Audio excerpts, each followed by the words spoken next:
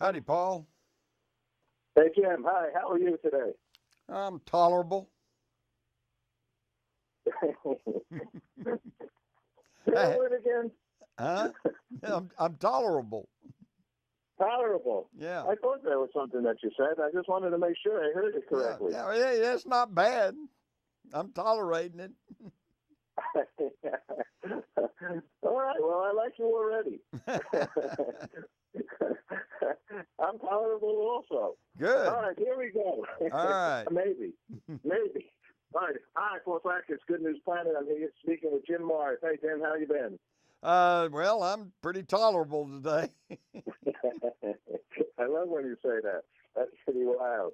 So Jim is a wonderful author, and he's been flying around for a long time. And we're going to talk about UFOs and the investigation of UFOs, alien agenda. I guess was maybe one of your first books to tell us. Yeah. And back in '97, and I want to know, does your name, Jim Mars, does that have anything to do why you're doing this kind of work? That does seem kind of apropos, doesn't it? But no, actually not.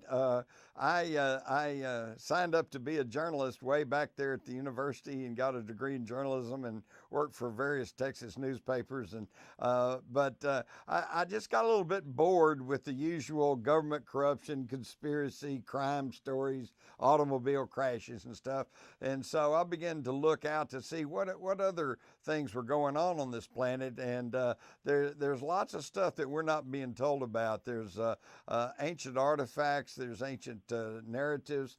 One of the commonalities of all the ancient peoples of the world is flight. They all talk about people flying through the air and coming and visiting them and giving them knowledge and giving them information, teaching them how to do things. The ancient Sumerians, for example, wrote in their cuneiform tablets, they had 4 types of beer.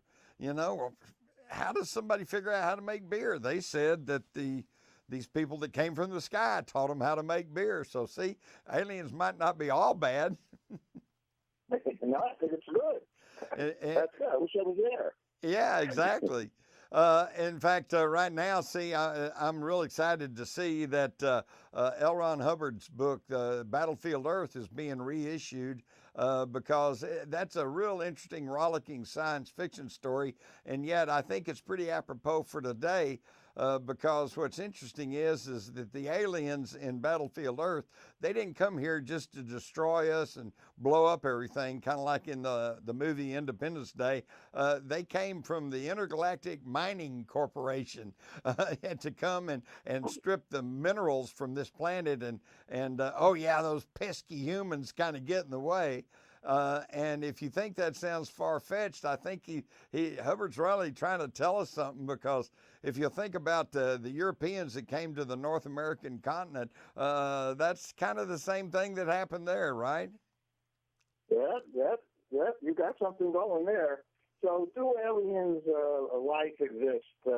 And are they, like in my backyard? Oh, I think they're here, but again, historically, we see they've been here all along, all throughout history. So I'm not too concerned about a big invasion and blowing up our cities and things like that.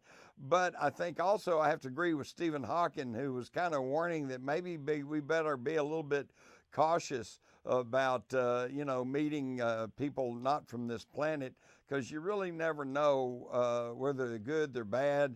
I use the analogy, Paul, that, you see an airliner going overhead. Well, it's full of people, but, how do you answer if somebody says, are they good or are they bad? I say good.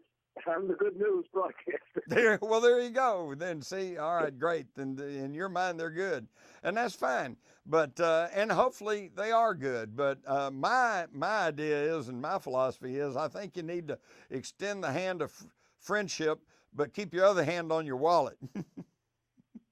Okay. Well, all right. You must you got some reasoning for that. Now, let me ask you. Tell me about so the name of the book, where you get the book. Give me some details. Give our audience some way to get to this knowledge. Okay, well, I'll give you 2 books. The one that I was mentioning, Battlefield Earth, it's really a good rollicking story about how that the Earth people that are surviving get together and throw off these alien overlords. So that's a great novel. If you want to read the facts about it, then read my book, Alien Agenda, which is, I've been told, the top-selling nonfiction book on UFOs in the world. It's been translated into about a dozen languages, and that'll give you the overview, starting from ancient astronauts all the way up to animal mutilations, abductions, crop circles, even the chupacabra. So if you want to, there's two versions there. You can read the fiction, you read the nonfiction, but both of them will get your thought processes stimulated. Ah, well, actually, I've done a bunch of stories on L. Ron Hubbard actually over these years, and he was definitely a forward thinker, right? I mean, they did those, I believe, it was the cartoons, and then he had all this artwork, and right. He was sort of a little bit of a Jules Verne in a different way. That's true, and see, I was reading science fiction way back there, and I was reading L. Ron Hubbard right along with Robert Heinlein, with Isaac Asimov, Arthur C. Clarke. He was one of the mainstays of early day science fiction, long before he got into all of his other pursuits. So science fiction, I think, they just had a big special on PBS on Hawking. I think science fiction right now is very, very popular. Becoming more so. What do you think? Absolutely, absolutely. Well, look at all the movies and stuff, and the Marvel comics and everything else. I mean, it's all going science fiction, except what's interesting, Paul, is that what was science fiction, say, in the 40s and 50s is now reality. I remember Dick Tracy with his wristwatch radio TV thing, we just thought that was just the wildest thing going. And now we got it, of course they're called cell phones, but we don't wear it on our wrist, but it's the same thing. So I think we look to science fiction to tell us what's coming up in the future. Now, you're a varied guy, though, in your writings. Besides your professional, you should be doing this interview, actually. Your book, Crossfire, was a source for Oliver Stone's film JFK, right? Yep, that's correct.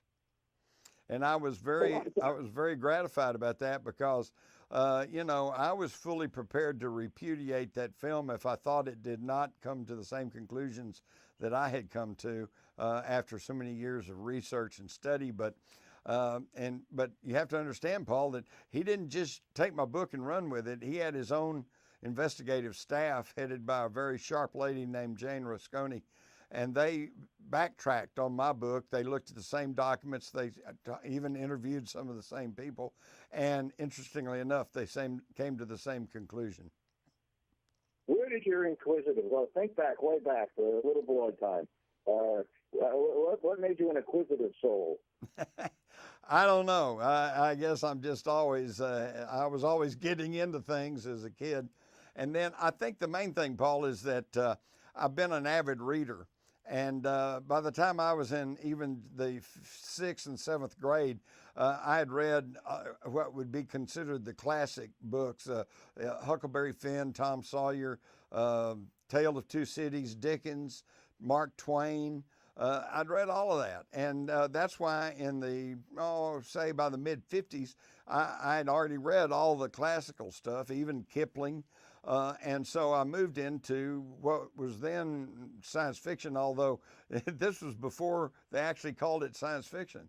I was reading science fiction before that was established as a genre of literature, which are now, as you so well said, today it's really big, movies and comics and books, and science fiction is huge, but back then it was kind of frowned on, like kind of a bastard son of literature, except by the mid-50s they finally just accepted it as a legitimate form of literature.